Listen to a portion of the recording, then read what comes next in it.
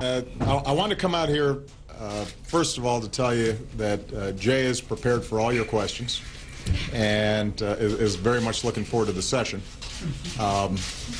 Second thing is, I want to let you know that over the next couple of weeks, there are going to obviously be a whole range of issues, immigration, economics, et cetera. We'll try to arrange a fuller press conference to address your questions.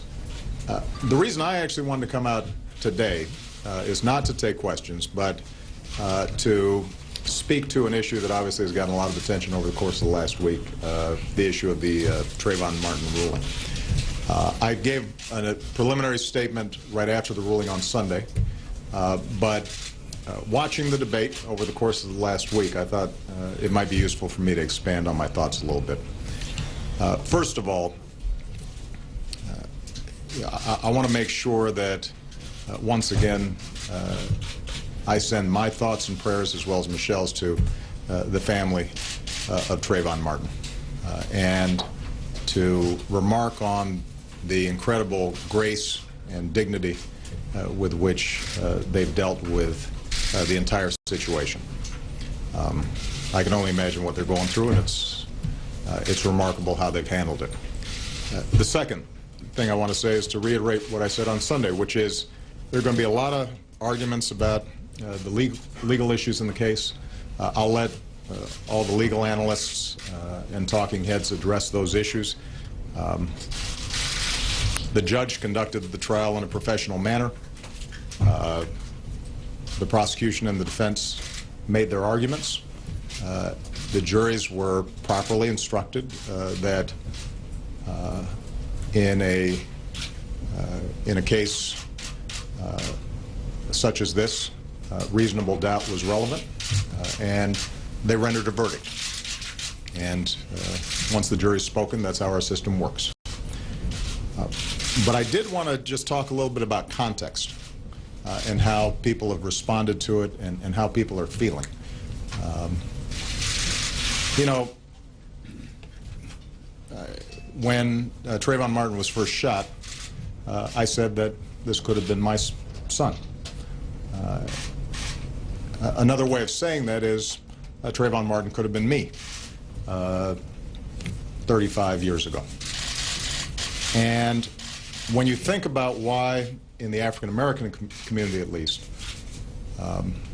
there's a lot of pain around what happened here, I think it's important to recognize that the African-American community is looking at this issue through a set of experiences and a history that doesn't go away. There are very few African-American men in this country who haven't had the experience of being followed when they were shopping in a department store. That includes me. There are very, very few African-American men who haven't had the experience of walking across the street and hearing the locks click on the doors of cars. That happens to me, at least before I was a senator. There are very few African Americans who haven't had the experience of getting on an elevator and a woman clutching her purse nervously and holding her breath until she had a chance to get off. That happens often. And I don't want to exaggerate this, but those sets of experiences inform how the African American community interprets what happened one night in Florida. And it's inescapable for people to bring those experiences to bear. The African American community is also knowledgeable that there is a history of racial disparities in the application of our criminal laws. Everything from the death penalty to enforcement of our drug laws. And that ends up having an impact in terms of how people interpret the case. Now, this isn't to say that the African American community is naive about the fact that African American young men are disproportionately involved in the criminal justice system, that they're disproportionately both victims and perpetrators of violence. It's not to make excuses for that fact, although black folks do interpret the reasons for that in a historical context. They understand that some of the violence that takes place in poor black neighborhoods around the country is born out of a very violent past in this country, and that the poverty and dysfunction that we see in those communities can be traced to a very difficult history. And so the fact that sometimes that's unacknowledged adds to the frustration. And the fact that a lot of African American boys are painted with a broad brush, and the excuse is given, well, there are these statistics out there that show that African American boys are more violent. Using that as an excuse to then see sons treated differently causes pain. I think the African American community is also not naive in understanding that statistically, somebody like Trayvon Martin was probably statistically more likely to be shot by a peer than he was by somebody else. So folks understand the challenges that exist for African American boys. But they get frustrated, I think, if they feel that there's no context for it, and that context is being denied. And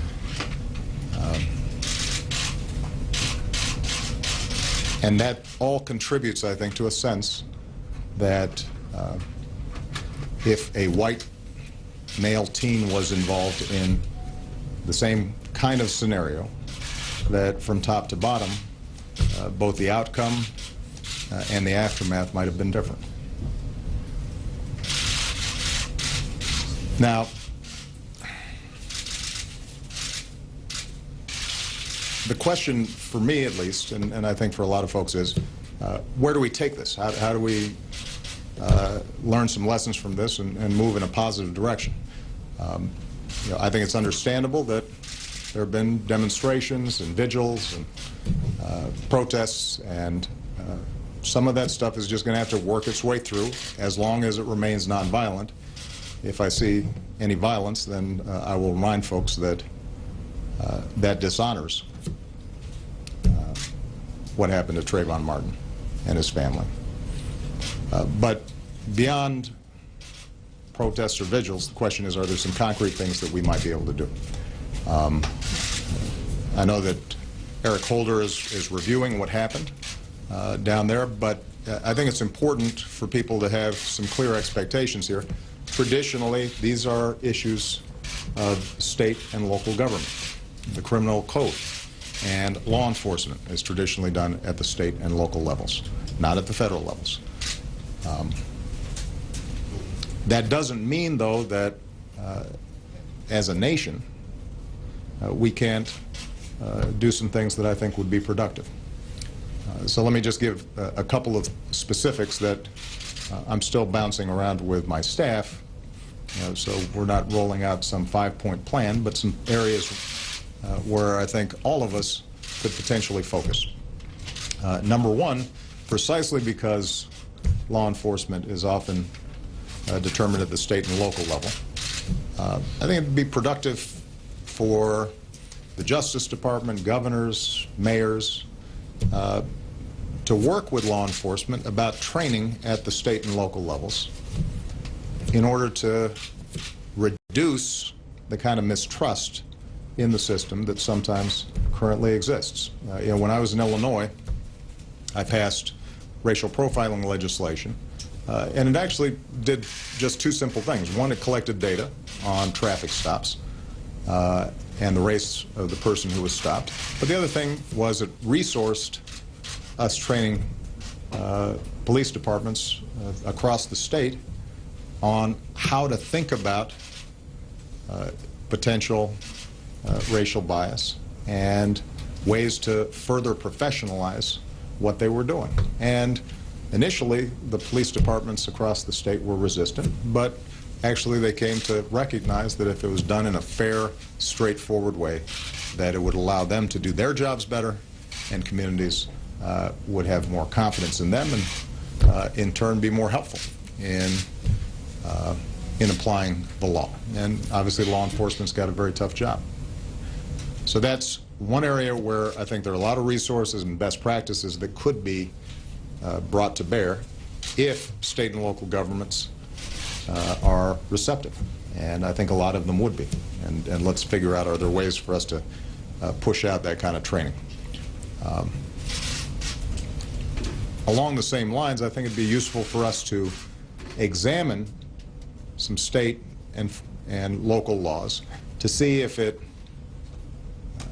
they are designed in such a way that they may encourage the kinds of altercations and confrontations and tragedies that we saw in the Florida case, rather than diffuse potential altercations.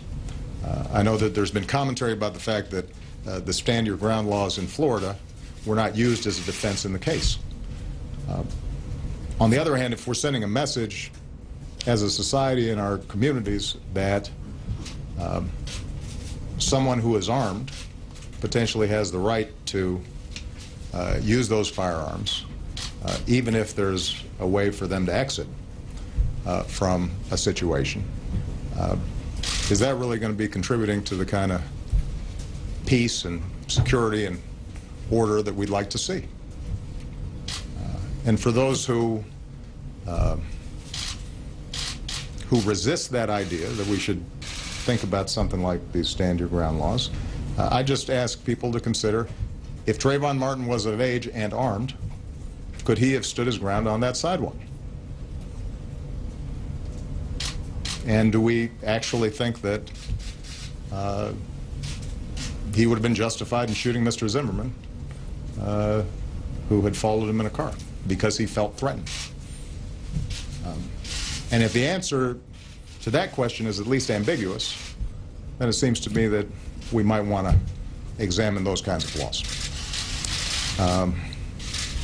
Number 3, and this is a long-term project,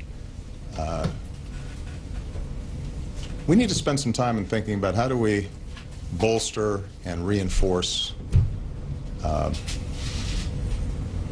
African-American boys. And this is something that Michelle and I talk a lot about. There are a lot of kids out there who need help, who are getting a lot of negative reinforcement. And is there more that we can do to give them a sense that their country cares about them and values them and is willing to invest in them? I'm not naive about the prospects of some brand new federal program. I'm not sure that that's what we're talking about here, but I do recognize that as president I've got some convening power, and there are a lot of good programs that are being done across the country on this front. And for us to be able to gather together business leaders and local elected officials and clergy and celebrities and athletes and figure out how are we doing a better job helping young African-American men feel that they're a full part of this society, and that